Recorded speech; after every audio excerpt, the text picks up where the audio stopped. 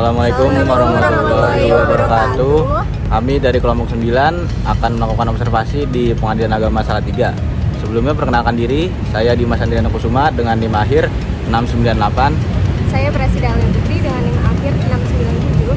Saya Laras Hida dengan NIM akhir 694. Saya Muhammad Evan Kurniawan dengan NIM akhir 696. Saya Isaduddin Ristiawan dengan NIM akhir 695. Stay tune guys.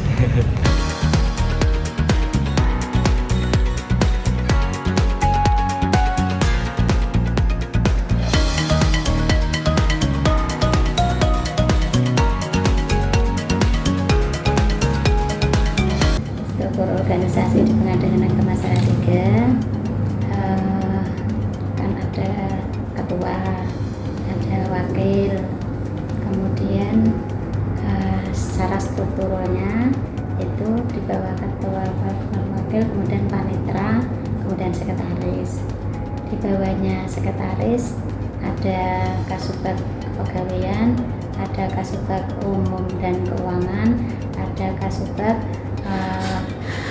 perencanaan perencanaan dan pelaporan. Kemudian yang di bawah panitra ada panitra muda gugatan, ada panitra muda hukum, ada panitra muda permohonan. Kemudian di bawah panitra muda itu tadi ada analis perkara, ada pengelola perkara. Kemudian di bawah dari para kasubag tadi ada analis keuangan, ada analis dan evaluasi tentang pelaporan dan perencanaan, analis perencanaan dan evaluasi pelaporan. Nah, itu. Kemudian kalau secara fungsional itu ada hakim, kemudian di bawah di bagian kepanitraan ada panitra pengganti, ada jurusita pengganti.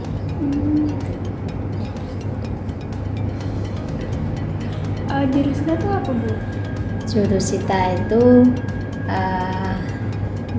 pegawai pengadilan agama yang bertugas untuk memanggil para pihak untuk datang ke pengadilan, untuk melaksanakan sidang ke pengadilan, memanggil, memberitahukan isi putusan kepada para pihak.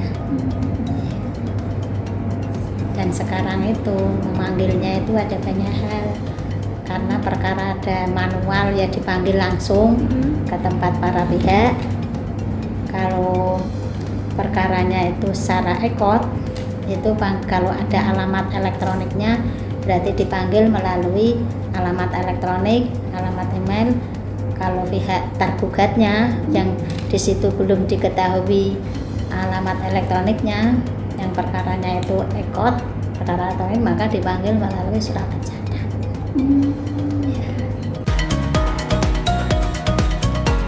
Kalau panitra yang sidang itu ya satu majelis, satu pas sidang ya hanya satu, tidak dua orang, karena hakim di dalam menjalankan sidangnya kan ada beberapa perkara. Lah hakim yang panitra yang mendampingi ya yang ditunjuk sesuai dengan nomor perkara itu.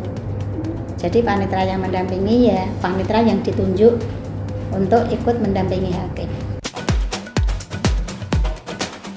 Kalau tahapan pengaduan itu kan di sini ada kotak saran itu.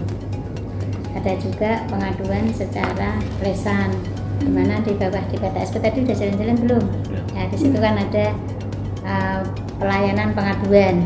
Nah, pelayanan pengaduan di situ ada yang boleh secara tertulis, boleh secara lesan.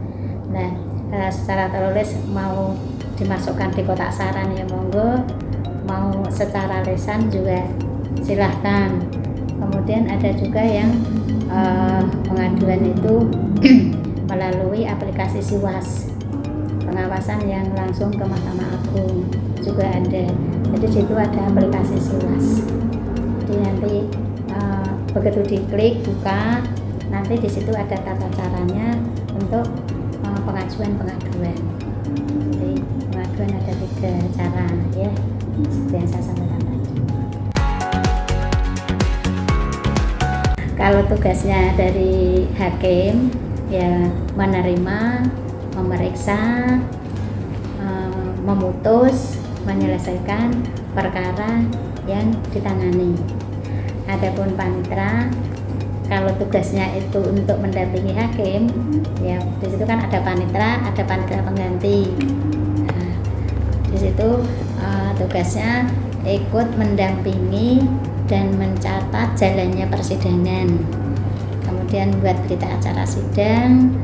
Kemudian di sini karena ada aplikasi yang namanya SIPP, panitra pengganti. Panitra itu juga kalau sudah sidang menginput tanggal tundaan sidang, kemudian mengupload berita acara sidang, kemudian membantu hakim menyerahkan instrumen panggilan kalau ada pihak yang tidak hadir kepada jurusita atau jurusita pengganti.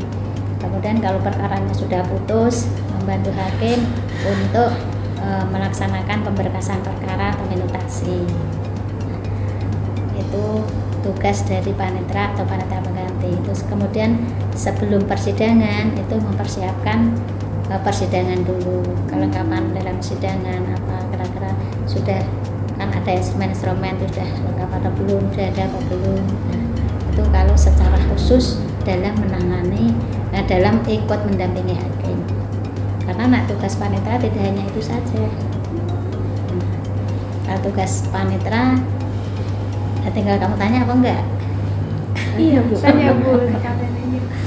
Kalau tugas panitra itu membantu pimpinan pengadilan di dalam membuat program kerja, membantu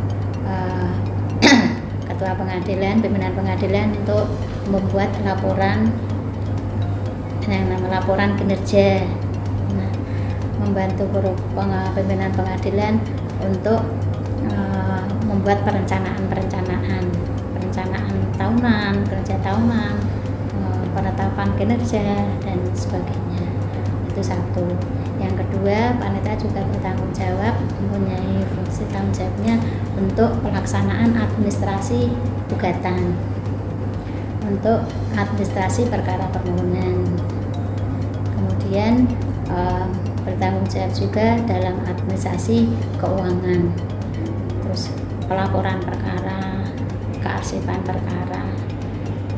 Selain itu juga semua yang menyangkut tugas-tugas di kepanitraan ya tugas panitra. Terus misalkan juga ada setiap hari ini kita yang namanya validasi e-keuangan, validasi e-register setiap bulan Mbak, setiap hari. Kemudian kalau setiap bulan ada namanya validasi Kinsatker. Kemudian kalau tribulan juga ada, semester juga ada, tahunan juga ada, itu validasi. Semuanya sekarang kan pelaporan tuh serba elektronik. Jadi kita tinggal validasi, tidak kirim hard copy ke tingkat tinggi, tapi kita cukup pelaporan itu kita validasi, kita kirim melalui secara elektronik. Ya, tidak hanya itu saja Mbak, masih nanti yang namanya administrasi kan banyak. Nanti menandatangani akta cerai, menandatangani salinan putusan, ya. Terus mengirim salinan putusan, tapi yang ke instansi sini. Kalau yang tadi ke atas ke pengadilan tinggi, ke Mahkamah Agung kan secara elektronik. Kalau yang seperti kaitannya dengan KUA, Capil, kita kirim juga salinan putusan, salinan penetapan secara langsung kepada instansi terkait tersebut. Kemudian kalau keuangan juga banyak banget sih Mbak. Kalau kita terangkan dikit-dikit nggak cukup waktunya, secara global itu saja ya. Nah, terus selain itu juga kita melaksanakan perintah pimpinan.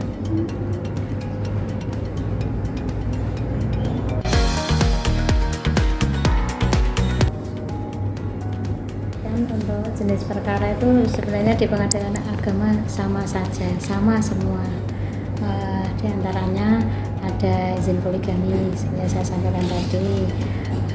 Izin poligami itu untuk suami yang akan lebih dari satu. Kemudian ada isbat nikah. Isbat nikah itu pernikahan siri yang minta ditetapkan di pengadilan agama, pengesahan di pengadilan agama. Kemudian ada juga pengangkatan anak yang beragama Islam, otomatis ya, pengangkatan anak. Kemudian ada wali adul. Wali adul itu kalau misalkan mau nikah tapi bapaknya nggak mau jadi wali, nah itu pengajuannya namanya perkara permohonan wali adul. Kemudian ada juga permohonan dispensasi kawin. Permohonan dispensasi kawin itu kalau mau ada yang nikah tapi umurnya belum memenuhi ketentuan undang-undang, di mana umurnya kan minimal harus 19 tahun, baik laki-laki maupun calon, iya sama 19 tahun. Kalau belum berumur 19 tahun harus minta dispensasi di pengadilan agama dulu. Kemudian ada juga perkara perceraian. Kalau perkara perceraian itu kalau yang mengajukan laki-laki namanya perkara cerai talak, kalau yang mengajukan perempuan namanya perkara cerai gugat. Kemudian ada pembatalan perkawinan. Pembatalan perkawinan itu misalkan ada perkawinan yang karena dipaksa, nah itu nanti bisa mengajukan pembatalan perkawinan. Kemudian juga misalkan ada perkawinan yang dilaksanakan tidak memenuhi syarat, misalkan dulu yang menjadi wali itu bukan walinya, nah itu bisa diajukan. Wali ini mungkin siapa gitu ya menjadi wali. Terus kemudian ada juga perkara kewarisan, perkara harta bersama, perkara penetapan ahli waris. Kemudian ada kalau ada terjadi permasalahan wasiat, hibah, kemudian zakat, infak, itu bisa kalau ada permasalahan ya, kalau ada permasalahan bisa diajukan di pengadilan agama. Kemudian ada juga ekonomi syariah, ya. Banyak. Iya.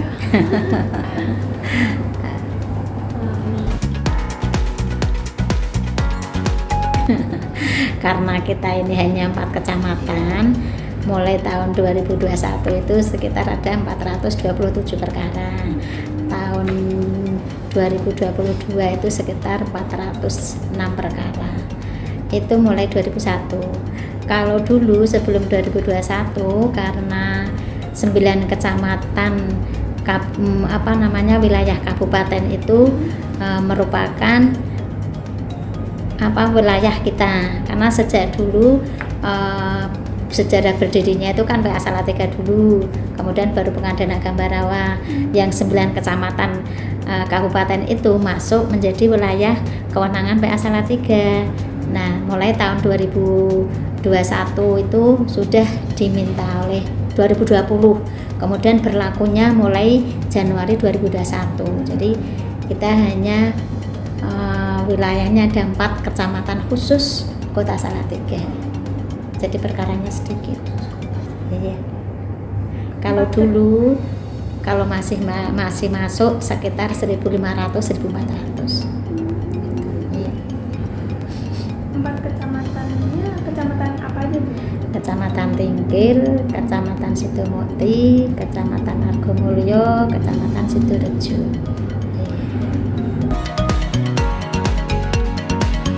Yang bertugas kalau di dalam ruang persidangan ya hanya hakim dan panitera pengganti, panitera pengganti. Kalau di luar persidangan, nah itu ada petugas persidangan, ada yang membukakan pintu, menutup pintu. Nah, itu ada petugas tapi yang di luar, nggak bisa masuk di dalam persidangan. Oh, Semua sih. kecuali perkara-perkara yang kemarin harta bersama juga bisa, kecuali kayaknya apa ya, eksekusi ya Pak ya, eksekusi. Tapi kita menerima permohonan eksekusi dari pihak luar. Setahu saya semua perkara bisa diajukan secara elektronik. Iya. Aplikasi e-Court ya untuk pendaftaran e-Court itu untuk pendaftaran, pembayaran, terus untuk tadi seperti pengiriman jawaban, replik, duplik, kesimpulan, pembacaan putusan ya itu melalui elektronik. Orang ngambil salinan putusan secara elektronik juga bisa. Iya, jadi tinggal download kan sudah ditandatangani secara elektronik. Jadi kalau mau banding pun sekarang elektronik bisa mengajukan banding secara elektronik. Jadi pengajuan banding secara elektronik nanti kita buat akta, kita upload di situ, kemudian pemberitahuannya itu secara elektronik juga, jadi langsung melalui aplikasi e-Court itu tadi. Jadi aplikasi e-Court itu ya untuk pendaftaran, untuk pembayaran, untuk pemanggilan, untuk persidangan, untuk pengambilan produk, semua ada di situ. Iya. Kecuali pembuktian tidak. Pembuktian itu harus di dalam persidangan. Ya sama yang hadir pertama itu biasanya harus hadir. Terus jangka waktu dari kita pertama ngajuin sampai sidang tuh berapa hari? Kita nggak bisa sebagaimana yang saya sampaikan tadi. Jadi kalau sudah berapa harinya itu bukan ranah kita, bukan ranah saya, itu ranah hakim. Ranahnya hakim di dalam memproses perkara itu. Kalau memang prosesnya sudah merasa cukup, sudah dibacakan, ada jawaban, ada pembuktian, tergantung hakim sudah cukup atau belum dalam memproses itu. Nah, dalam mengadili itu, nah, itu tergantung hakim. Ya, di dalam memutus itu tergantung Bapak Ibu hakim. Yang penting semua unsur di dalam mengadili itu semua telah terpenuhi. Hakim yang bertugas itu ada hakim majelis, ada hakim tunggal. Kalau hakim majelis itu terdiri dari tiga hakim. Kalau hakim tunggal hanya satu. Kebetulan di PA Salatiga ini ada ketua, wakil, dan hakimnya cuma 2. Jadi untuk persidangan dilaksanakan di sini diizinkan, karena untuk sidang hakim tunggal ini harus ada izin dari Mahkamah Agung. Nggak bisa terus kita harus ada izin. Jadi di Pengadilan Agama Salatiga dengan hakimnya yang cuman ada 4 tadi, ketua, wakil, hakimnya 2 itu kita dengan izin untuk persidangan hakim tunggal dari Mahkamah Agung kita melaksanakan sidang hakim tunggal. Tapi juga tergantung kasus perkaranya. Kalau perkaranya itu perkara berat, perkara kebendaan, perkara kayak komisariat atau perkara yang kita bersama, waris dan gimana, itu kita pakai majelis. Perbedaan hakim majelis sama hakim tunggal itu gimana? Nah itu tadi, hakim majelis itu terdiri dari 3, hakimnya 3. Kalau hakim tunggal hakimnya hanya 1. Nanti dibantu dalam pelaksanaan sidang itu tadi sebagai saya sampaikan dibantu oleh panitia